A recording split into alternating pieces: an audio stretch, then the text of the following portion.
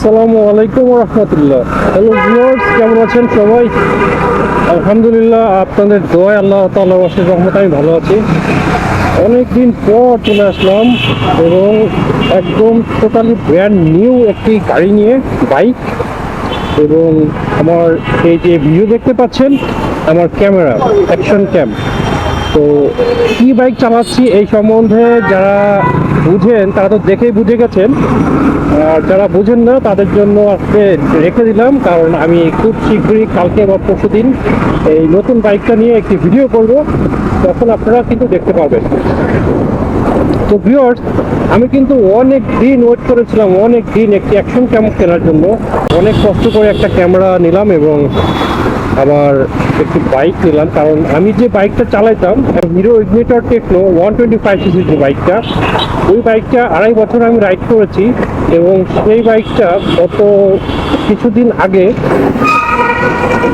Engine সিজ করেছে, এবং সেই ইঞ্জিন সিজ করার কারণে কিন্তু আমাকে অনেক দোকান দিতে পোহাতে হয়েছে। একবার ঠিক করেছিলাম, আবার নষ্ট হয়েছে, আবার ঠিক করেছিলাম, আবার নষ্ট হয়েছে।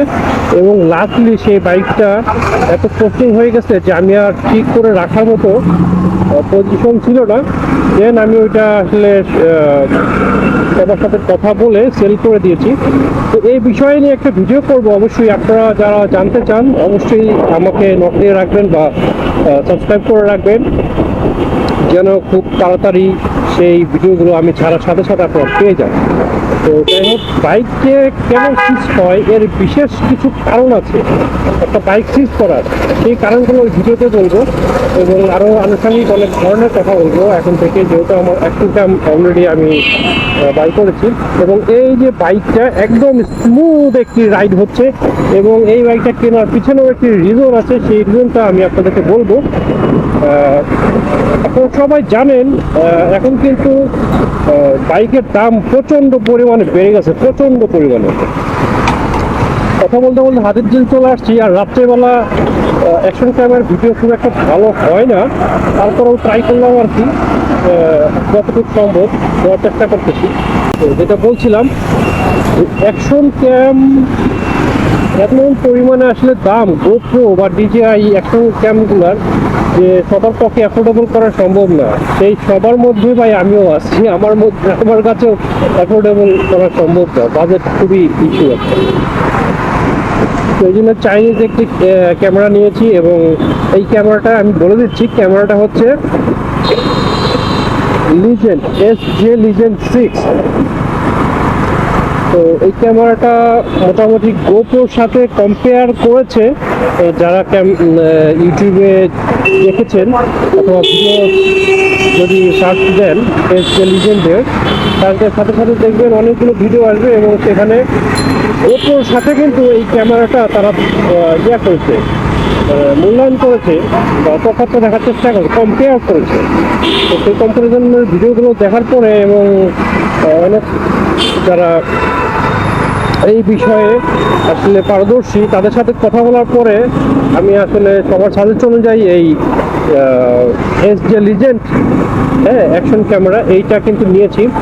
এবং আপনারা জানেন কি না, এটাতে কিন্তু জাইরো সেন্সর আছে, 0, মানে হচ্ছে এটা যে কাপাকাপির যে অপশনটা সেটা খুবই কম, এবং স্টেবল একটি ভিডিও রয়েছে, যেটা দিনের বেলাতে অনেক সুন্দর একটি ফিডব্যাক দেবে, অনেক সুন্দর একটি কালার দেবে, এবং অনেক স্মুথলি একটি ভিডিও এটা দিয়ে নেওয়া যায়।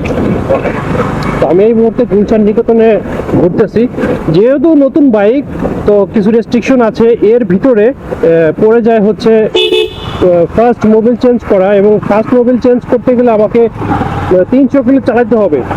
মানে এই একটা প্যারা ভাই, নতুন বাইক কেনার পরে এই একটা প্যারা, আপনাকে 300 কিলো 400 কিলো চালাতে হবে, এবং নতুন বাইক কেনার সাথে সাথে তো আর আপনি পাবেন না। নতুন বাইক কেনার সাথে সাথে কিন্তু আপনি কোনো রেজিস্ট্রেশন নাম্বার সাথে সাথে পেয়ে যাবেন না, হয়তো বা 1-2 দিন 3 দিন সময় লাগে, এবং এই টাইমটাতে আপনার বাইকটা বসে থাকবে, এই টাইমটাতে আপনাকে চালাতে হবে। তো এই যে আমি চালাচ্ছি এখন আমার বাইকটা, আমার বাইকটা মাত্র 54 কিলো চলছে। মানে আমি খুব টেনশন ফিল করতেছি যে কখন আসলে বাইকটা 300 কিলো হবে। 300 কিলো হলেই আমার বাইকের ফার্স্ট মোবিলটা চেঞ্জ করতে হবে, এবং ফার্স্ট মোবিল চেঞ্জ করার পরে আবার চালাতে হবে 700 কিলো, তারপরে আরও কিছু রেস্ট্রিকশন আছে, নিয়ম আছে, সেগুলো মানতে হবে। মানে মোটামুটি বলতে গেলে 3 থেকে 5,000 কিলো পর্যন্ত আমাকে এইভাবে চালাইতে হবে। তো ভিউয়ার্স বন্ধুরা, আজকের ভিডিওটি এইটুকুই। এই ভিডিওটা একটা টেস্টিং ভিডিও ছিল বা পরীক্ষামূলক, সব কিছু ঠিক আছে কিনা আমি আসলে এটা বাসায় যা দেখতে হবে এবং দেন আপলোড করব। তারপর থেকে হয়তো আপনারা নিয়মিত ভিডিও পেয়ে যাবেন ইনশাআল্লাহ। আসসালামু আলাইকুম ওয়া রাহমাতুল্লাহ। ভালো থাকবেন সবাই।